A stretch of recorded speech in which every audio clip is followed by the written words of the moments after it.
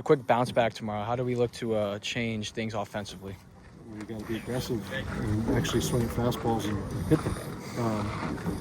We saw 30 heaters today in the first 3 pitches or in fastball counts, and we put good swings on 4 of them. So we talked about it a lot. We just foul balls off or take heaters, and it's just not a good approach for us. We talked about it pregame. We're not a good offense when we're passive. And then it feels like we've been doing this a lot. I've looking all in the outer half. Like, I don't understand how many times you're going to say it to these guys, like, protect the outer half with 2. And umpires in this conference, in this division, they're going to call that far off the plate a strike. They are, all the time. And we've seen it a million times. We just were really passive today.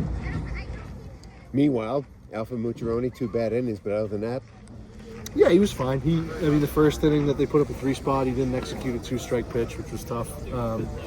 We wanted an elevated fastball. He just left it down over the plate, and the guy did damage with it.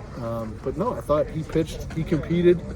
He didn't have his best stuff. He struggled. Like, when he's really on, he can really command that 2-seam fastball in the inner half of the plate and keep righties from getting extended. And I think he had a little trouble with that today. His changeup wasn't as good as it normally is, but that's what you want from a Friday night guy, is when his stuff isn't his best, he still competes and gives you a good opportunity. And then Dre came in and gave us 2 zeros at the end there, and offensively we just, again, really passive. So what do you do to change that? Just keep harping on the message. We get heaters, we want to hunt them. And when we talked about this before the game, when you get a guy like Dylan Banner who he's very aggressive with his fastball, and he's going to challenge you with his fastball, and if you take it or you don't do damage with the one good one you get, he's a really tough guy to hit. Do you look at changing lineups? Do you look at putting people in different situations? Yeah, we'll look at making some changes, and there's only so many we can make because of where we're at. But yeah, we'll try to get creative again and put guys in different situations. But again, and tomorrow's a different pitcher, right? We're seeing a lefty who is, he doesn't command the ball like Banner. He's not as aggressive in the strike zone, but he's a good lefty with 90-mile-an-hour fastball, and he has the ability to miss barrels too. So I think we've always harped on being consistent with our approach. And you saw it against Quinnipiac, we were really good. Against Binghamton, we were really good. And then that was one of the quickest baseball games I've ever seen, because we just let Banner throw his fastball wherever he wanted, and he didn't do any damage with it. You mentioned, you're talking about how many fastballs. How many times do you find hitters in 1 and 2 counts? I mean, it's got to be awful tough for a hitter always being behind in the count, which goes to your be aggressive. Yeah, a guy like Banner, who's going to command the strike zone really well, 2 walks in 9 innings, and one of the walks to River was a really close pitch. Like, could have gone either way. We know who he is. We know he's a guy that's going to be really good in the strike zone, and a guy like that, the best 2-strike approach is to not get there.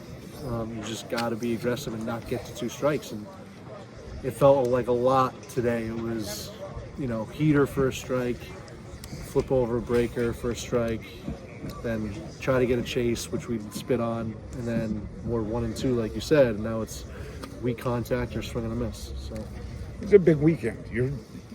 The one team chasing you is the opponent this weekend. Is this team pressing? Do you feel as though hitters have their heads where it needs to be, or are they pressing? Are they trying to do almost too much with each at bat? I think they definitely are. You can see it by our body language and how some guys are reacting, and that's the exact reason why we want to just rely on our approach. Like, there's no reason to press if you just buy into the approach and fall back on that. You're not trying to press, you're not trying to do anything. You're trying to get a fastball and put a barrel on it. It should theoretically eliminate a lot of pressure. Any reason why these guys may not be buying into the approach? I don't think it's they're not buying in. I just think we're not executing right now.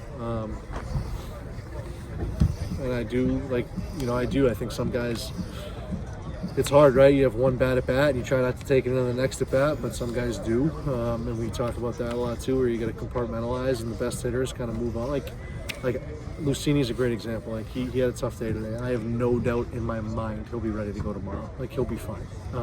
Because he's a good hitter and he's a tough hitter. So he struggled today, and that's okay. Like, he's going to have those games. We can't expect him to, be on all the time. But some guys, it's like you see him take one at bat and it just kind of takes them out of the whole game. I know that this gets talked about in other sports more, scoring first. But I look back, Quinnipiac scored first. You end up coming back and beating them. You trailed 3-0, 4-2, 6-4. You end up with this game. You fell behind, and it just seemed as though people were playing. How important is it? And it's the game of baseball for this team maybe to get a lead early, get a run or two. At that point, does it kind of relieve some of that pressure we were talking about? It does, and I think it relieves pressure on the pitching staff. And yeah, I mean, you always want to jump out to a lead early. It's super helpful. I think we had a really good opportunity there. We put up the 1 run. It could have been a lot more. Fish hits the double. We don't have a really great at bat.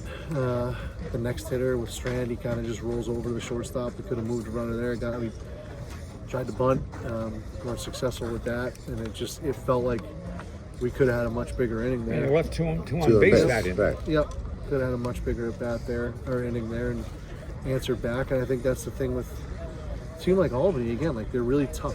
They're tough kids, and when they're playing with a lead, they're playing without any fear, and it's hard to beat kids like that. And Banner's the same way. Like Banner was really comfortable tonight. You could see it on the mound. He was super. It reminded me a lot of Remy at UMBC. Like, just really comfortable up on the mound. He said, my fastball is better than you right now, so I'm going to keep attacking you with it, and I don't think you can do anything.